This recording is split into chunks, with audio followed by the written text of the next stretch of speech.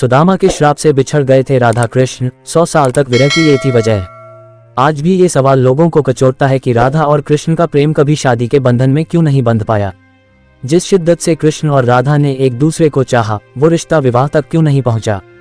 क्यों संसार की सबसे बड़ी प्रेम कहानी विरह का गीत बनकर रह गई। भगवत गीता से महाभारत तक कहीं नहीं राधा का नाम। सुदामा ने क्यों दिया था राधा को कृष्ण से दूर होने का श्राप।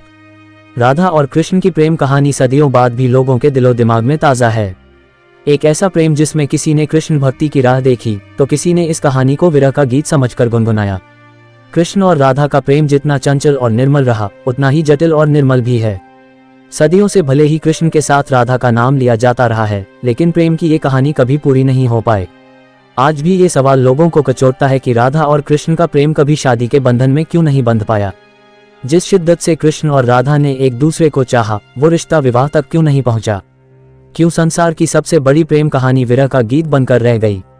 क्या वजह है कि राधा से सच्चे प्रेम के बावजूद कृष्ण ने रुक्मिणी को अपना जीवन साथी चुना था। उनकी कुल 8 पत्नियों का जिक्र मिलता है, लेकिन उनमें राधा का नाम नहीं है। इतना ही नहीं, कृष्ण के साथ तमाम पुराणों में राधा का नाम नहीं मिलता है। भगवत गीता से महाभारत तक कहीं नहीं राधा का नाम। राधा का अंतिम समय कहाँ बीता और किन हालात में राधा ने जीवन के अंतिम क्षण बिताए। जिस राधा को कृष्ण की परछाई समझा जाता था, उसका क्या हुआ। ये सब एक रहस्य बन चुका है।